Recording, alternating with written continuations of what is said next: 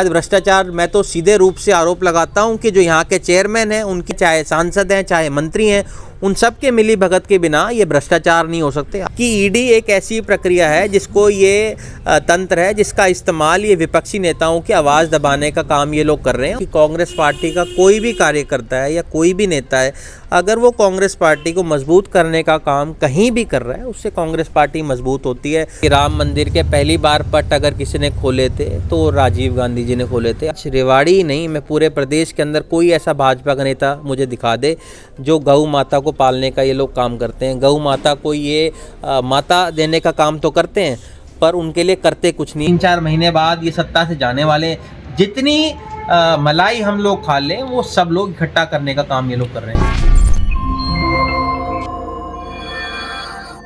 नमस्कार, आप देख रहे हैं दैनिक साथी हरियाणा। कांग्रेस के वरिष्ठ नेता पूर्व मंत्री कैप्टन अजय सिंह यादव के बेटे, रेवाड़ी से कांग्रेसी विधायक चिरंजीव राव ने वीरवार को रेवाड़ी स्थित अपने आवास पर आयोजित प्रेस कॉन्फ्रेंस के दौरान कुमारी शैलजा, रणदीप सुरजेवाला व किरण चौधरी द्वारा आयोजित कांग्रेस संदेश यात्रा को लेकर बड़ा बयान दिया है। एक और जहां कांग्रेस प्रदेश प्रभारी दीपक बाबरिया व कांग्रेस प्रदेश अध्यक्ष उदय भान सिंह की ओर से एसआरके की संदेश यात्रा पर लगातार बयानबाजी सामने आ रही है, वहीं चिरंजीव राव ने कहा कि पार्टी के कार्यक्रम सभी के लिए जरूरी है, लेकिन पार्टी को मजबूत करने के लिए चलाए जा रहे अन्य कार्यक्रम भी गलत नहीं। ऐसे में कांग्रेस के भीतर बदलती राजनीति के संकेत भी मिलते दिखाई दे रहे हैं। वहीं 1 दर्जन से अधिक पार्षदों की मौजूदगी में चिरंजीव राव भाजपा के अलावा गुरुग्राम सांसद, केंद्रीय राज्य मंत्री राव इंद्रजीत सिंह व रेवाड़ी नगर परिषद चेयरपर्सन को भी घेरते हुए दिखाई दिए। विधायक ने रेवाड़ी की दुर्दशा को लेकर राव को जिम्मेदार ठहराते हुए गंभीर आरोप लगाए। अब आपको दिखाते हैं किस तरह से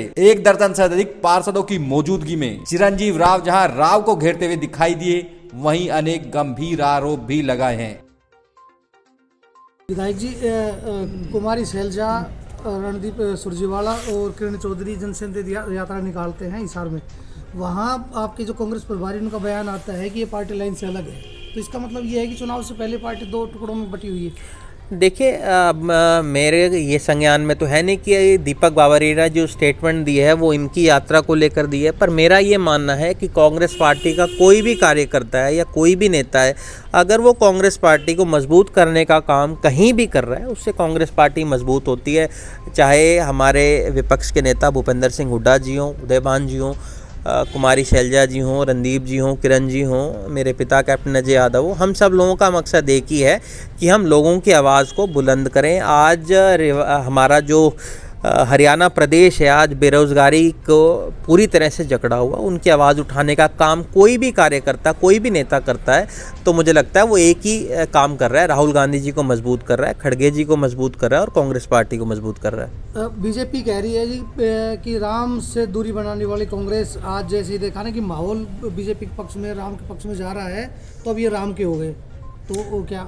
देखिए, आज ये पूरा देश इस बात को जानता है कि राम मंदिर के पहली बार पट अगर किसी ने खोले थे तो राजीव गांधी जी ने खोले थे। आज मुझे लगता है पूरा देश इस बात को जानता है, और मुझे लगता है धर्म एक ऐसी चीज़ है जो एक निधि आस्था है। हम लोग भगवान राम को मानने वाले लोग हैं। आज प्रेस वार्ता के अंदर भी कह रहा था और मैं चैलेंज करता हूँ, मेरे गांव के अंदर हमने गौशाला खोली हुई है। आज रेवाड़ी ही नहीं, मैं पूरे प्रदेश के अंदर कोई ऐसा भाजपा का नेता मुझे दिखा दे जो गौ माता को पालने का ये लोग काम करते हैं। गौ माता को ये माता देने का काम तो करते हैं, पर उनके लिए करते कुछ नहीं। आज रेवाड़ी शहर के अंदर जो गौ माता की दुर्दशा है वो क्या किसी से छुपी हुई है?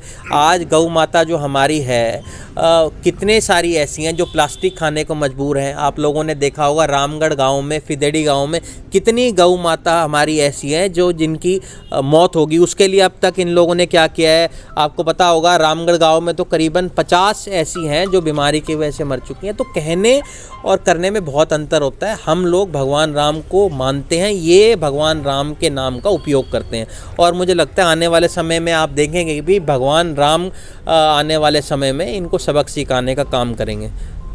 विधायक जी, एक अभी आप कह रहे थे कि जो पार्टी के नेता हैं जो काम करते हैं उससे पार्टी को फायदा होगा। अभी उदय भान जी ने कुछ दिन पहले कहा था कि जो है पार्टी वो खुद चला रहे हैं, कोई और नहीं, और जो पार्टी के अधिकृत कार्यक्रम हैं उन्हीं को वो मान्य होंगे और बाकी कार्यक्रम मान्य नहीं होंगे। तो इस बयान को आप कैसे देख रहे हैं? देखिए, जहाँ तक मैंने कहा, अभी हर घर कांग्रेस कार्यक्रम हमारा चल रहा है, उसको हम लोग चलाने का काम 21 तारीख से करेंगे।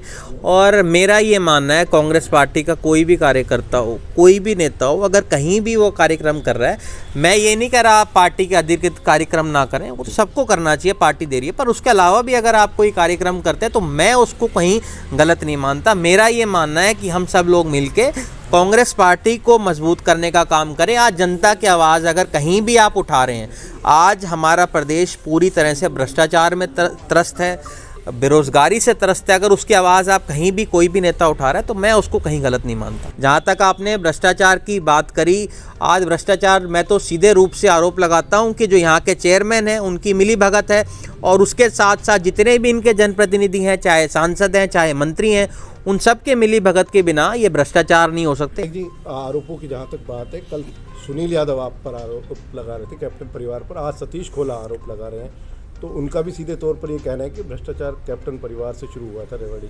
हम तो देखिए आज भी अगर ये बात कहने लग रहे हैं कि हमसे शुरुआत हुई थी और 10 साल बीत जाने के बाद भी अगर ये भ्रष्टाचार ख़त्म नहीं कर पाए हैं, इनके कहने के मुताबिक भी हम चल दें, तो भी ये कितने असफल हैं। आज अगर आप शहर के अंदर काम देखेंगे, जितना भी हुआ वो हमारे कार्यकाल के दौरान हुआ। आप किसी भी वार्ड के अंदर चले जाइए, आपको सामुदायिक भवन जितने भी मिलेंगे वो हम लोगों ने बनाए थे। आज जितने भी शहर के अंदर आपकी पाइपलाइन डली हुई है वो सब हमारे समय के अंदर बनी हुई थी। तो आरोप तो कोई किसी के ऊपर कुछ भी लगा सकता है, और मुझे लगता है सुनील मूसेपुर को तो मैं एक नेता भी नहीं मानता, वो तो ऐसे व्यक्ति हैं जिनके ऊपर ज़्यादा मैं कुछ कहना नहीं चाहूँगा।